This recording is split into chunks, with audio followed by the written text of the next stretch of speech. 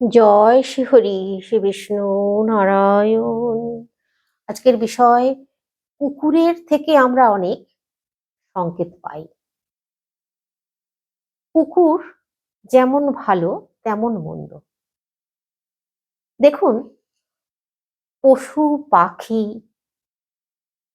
এদেরকে ভালোবাসা তো ভালো, প্রাণী, সকল প্রাণীকেই ভালোবাসতে হয়।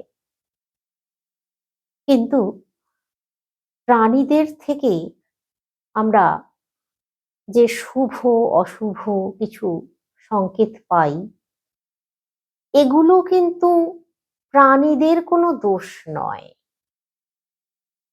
এগুলো স্বয়ং ঈশ্বর ভগবান আমাদেরকে বুঝিয়ে দেন, ইঙ্গিত দেন। এতে খারাপ ভাবনার ভাবার কোনো প্রয়োজন নেই। এমন অনেক মানুষও আছেন, সেই মানুষের মুখোমুখি হয়ে গেলেও কিন্তু আমাদের জীবনে খারাপ ঘটনা ঘটে যায়। দেখবেন আপনারা, অনেকেই বলেনও আপনারা যে, ইস, আজ সকালে কার মুখ দেখলাম, দিনটা কেন এত খারাপ গেল, যে কাজে হাত দিচ্ছি সেই কাজই কেন ব্যর্থ হয়ে যাচ্ছে, সকলের থেকে এত লাঞ্ছনা পাচ্ছি, যেখানে যাচ্ছি ঝঞ্ঝট বেড়ে যাচ্ছে। কার মুখ দেখেছি রে বাবা সকালে? কার মুখ মানে মানুষের মুখই তো বলছেন। আমি এই জন্যই বলছি আপনাদেরকে, প্রাণী, মানুষও তো প্রাণী। সেরকমই কুকুরের কথা আমি বলছি আজকে আপনাদেরকে। কুকুরের দেওয়া কিছু সংকেতের কথা। প্রথম, 1 নম্বর সংকেত, কুকুর বাড়িতে আসা ভালো ঠিকই, কিন্তু কুকুর যদি বাড়িতে এসে আপনার উঠোনে এসেছে বা আপনার বাড়ির পাশে এসেছে, নখ দিয়ে মাটি খুঁড়ছে, আঁচড়াচ্ছে, মাটি আঁচড়াচ্ছে, তাহলে জানবেন আপনি ঋণের দায়ে পড়ছেন, পড়বেনই, কেউ আটকাতে পারবে না আপনাকে। কোনো না কোনো দিক দিয়ে ঋণ ঠিক হয়ে যাবেই আপনার। আমি এতটাই জোর দিয়ে বলছি, যেটা আপনারা মিলিয়ে নিন। আমাকে কমেন্টে অবশ্যই জানাবেন। এরপর দ্বিতীয় সংকেত, কুকুর আপনার বাড়িতে ঢুকেছে, বাড়িতে ঢুকে দুটো কুকুর ঢুকেছে, তারা লড়াই করছে একে অপরের সঙ্গে, যে কোনো জিনিস নিয়ে। এটা যদি হয়, জানবেন আপনার বাড়িতে আপনার ফ্যামিলির লোকজনের সঙ্গে বিবাদ বাঁধবেই, ঝামেলা ঝঞ্ঝট অশান্তি শুরু হয়ে যাবে। একে অপরের কে সহ্য করতে পারবেন না, অকারণে কথা কাটাকাটি হয়ে যাবে, হবেই হবে। আপনারা ভাবতেই পারেননি যে এই কথাটা বলার জন্য এত জোর হয়ে গেল ঝগড়া, ভাবতেই পারেননি, সেটা কিন্তু হয়ে যাবে। তাই এরকম ঘটনা যদি দেখেন, সতর্ক থাকবেন নিজেরা, যে আজকে আমাদের ফ্যামিলিতে এরকম ঘটনা ঘটতে পারে, একটু নিজেরা সতর্ক হয়ে যাবেন। তা সেটাই তো সংকেত, এতে খারাপ ভাবার কিছু তো নেই, তাই না? তো এইবার তৃতীয় যে সংকেত, তৃতীয় যে সংকেতটার কথা বলবো, কুকুর যদি সন্ধ্যাবেলায় ঢোকে আপনার গৃহে, রাস্তার কুকুর, অচেনা কুকুর, তাহলে কিন্তু ভালো সংকেত নয়। জানবেন আপনার শনি 7.5 চলছে, শনি দেবতার কোপে আপনি আছেন। এটা ঘটলে, যদি এরকম ঘটে, তাহলে জানবেন এরকম অবস্থায় আপনি আছেন। আপনার আগামী দিনে বেশ আর্থিক লস একটা হবে, কিছু ক্ষতির সম্ভাবনা আপনার আছে, তারপর হওয়া কাজ আটকে যাবে। তাহলে এই রকম সংকেতটা যদি আপনি পান, কি করবেন? হাত গুটিয়ে বসে থাকবেন? না, হাত গুটিয়ে বসে না থেকে, তাই জন্যই তো আপনাদেরকে বলছি, জানা তো ভালো, জানলে আপনি সেরকম ভাবে চলুন, সেরকম ভাবে প্রস্তুতি নিন, আপনার লসটা হবে না। ধরুন এরকম যদি ঘটে, তাহলে কি করবেন? যত শীঘ্র সম্ভব একটা সরিষার তেলের প্রদীপ, সামনাসামনি যদি কোনো অশ্বত্থ গাছ থাকে, সেই অশ্বত্থ গাছের গোড়ায় জ্বালিয়ে দিয়ে আসবেন। পিছন ফিরে আর তাকাবেন না, শুধু প্রদীপটাই জ্বালিয়ে দিয়ে চলে আসবেন। প্রথমে প্রণাম করবেন, প্রণাম করে প্রদীপ প্রজ্বলিত করবেন, আর পিছন দিকে তাকাবেন না, বাড়ি চলে আসবেন। এতে করে কিন্তু আপনার যে অশুভ প্রভাব, সেটা খানিকটা কেটে যাবে। আর একটা উপায় করবেন। করবেন কি, হনুমান চাল্লিশা শনিবার অথবা মঙ্গলবার দক্ষিণ দিকে মুখ করে পাঠ করবেন। বহুবার পাঠ করতে হবে না, একবারই পাঠ করবেন। হনুমান চল্লিশায় লেখা আছে যে 100 বার পাঠ করে যে তার লাভ হয়, কিন্তু একবারে বসে 100 বার পাঠ করলে কোনোই লাভ হয় না। আপনাকে শনিবার মঙ্গলবার করে পাঠ করতে হবে, যতদিনে 100 বার হবে হবে, কিন্তু একদিনে একবারই আপনি পাঠ করবেন।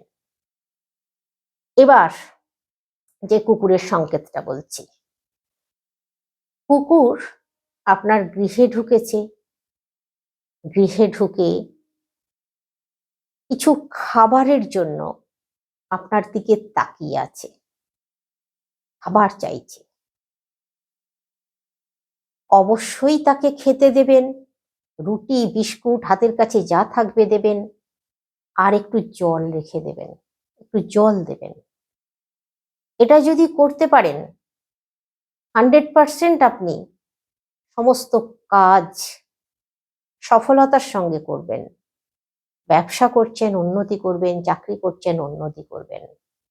কিন্তু যদি খাবার না দেন, জল না দেন, আপনাকে চাইলো অথচ আপনি দিলেন না, কাতরভাবে হয়তো তাকিয়ে আছে আপনার দিকে, এটা করলে কিন্তু আপনার ভালো হবে না। তাড়িয়ে দেবেন না, ঢুকেছে বলে তাড়িয়ে দিচ্ছেন, এটা করলে কিন্তু ক্ষতি হবে।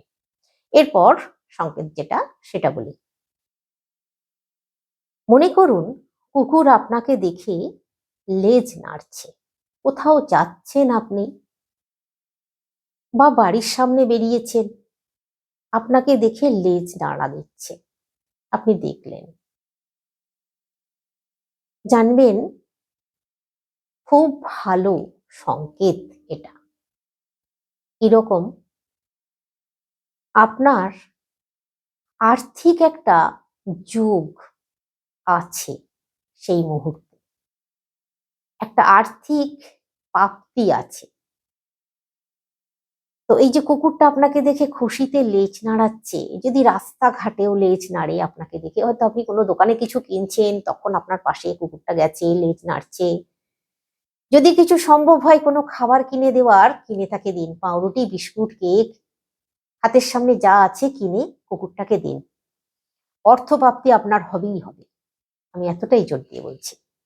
এরপর যে সংকেতটা বলবো কুকুরের, এটা হচ্ছে, কুকুর যদি কোনো মাংসের টুকরো আপনার গৃহে ফেলে দিয়ে যায়, আপনার উঠোনে বা আপনার বাড়ির আশেপাশে, তাহলে কিন্তু শুভ সংকেত নয়।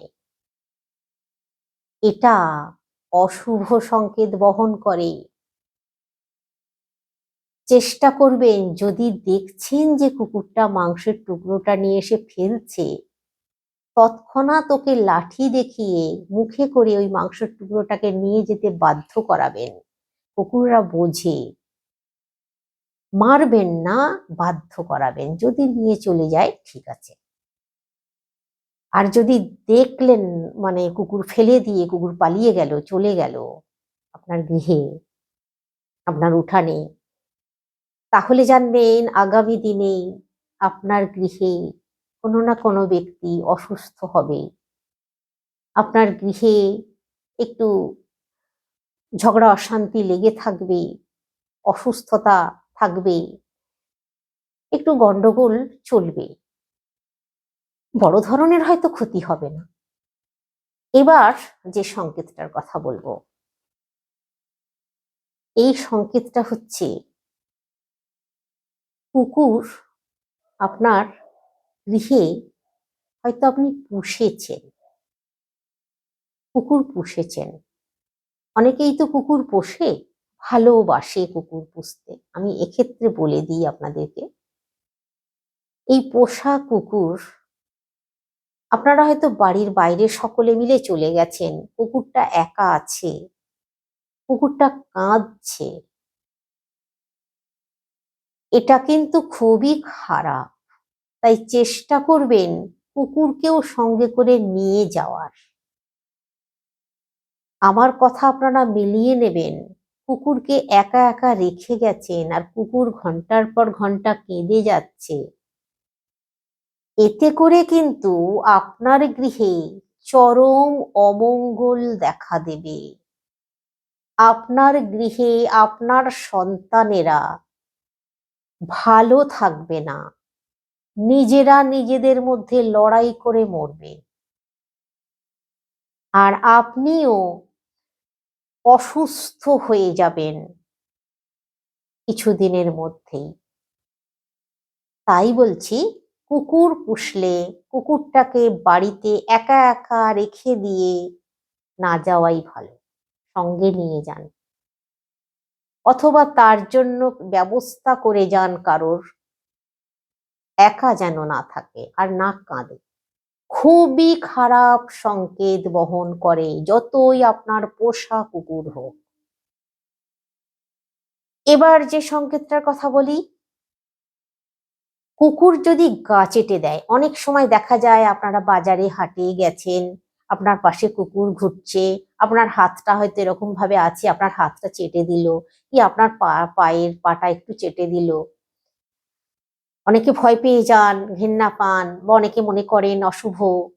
কিন্তু না, কুকুর যদি আপনার হাত বা পা কিছু চেটে দেয়, কামড়ে না, চেটে দেয় যদি, বলছি জিভ দিয়ে,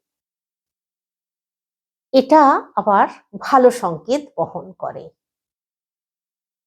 আপনার আর্থিক উন্নতির মানে লক্ষণ, আর্থিক উন্নতি হবে। আপনার সংসারে গৃহের মানুষজনেরাও সুস্থ থাকবে, ভালো থাকবে, আর্থিক উন্নতি আসবে। এরপর কুকুরের যে সংকেতটার কথা বলবো, মনে করুন কুকুর আপনার বাড়ির পাশে কাঁদছে আর আপনি ঢিল দিয়ে তাড়া করছেন, তাকে ঢিল ছুড়ছেন, তাড়া করছেন। এমনটা করলে কিন্তু খারাপ। কুকুর অনেক সময় কাঁদে কেন জানেন? খিদের জন্য কাঁদে। সারাদিন খাওয়া হয়নি, খিদে পেয়েছে, সে খিদেতে কাঁদছে। ওই মুহূর্তে ওকে না তাড়িয়ে আপনি, মনে করুন আপনার জানলার পাশেই রাস্তা আছে, কাঁদছে, আপনার খারাপ লাগছে, আপনার ঘুম হচ্ছে না, অস্বস্তিতে ভুগছেন, এক কাজ করুন, কিছু যদি খাবার থাকে খাবার দিয়ে দিন। দেখবেন ওই খাবারটা খেয়ে ও চুপ করে যাচ্ছে, আর কাঁদছে না। তার মানে বুঝুন যে খিদেতে কাঁদছে। কুকুরের কান্না তাই অশুভ মানা হয়। কুকুর কাঁদলে বলা হয় অশুভ। তাই ওকে না কাঁদিয়ে কিছু খাবার দিয়ে দিন, দেখবেন চুপ করে যাবে। এবার লাস্ট সংকেতটার কথা বলে দিই।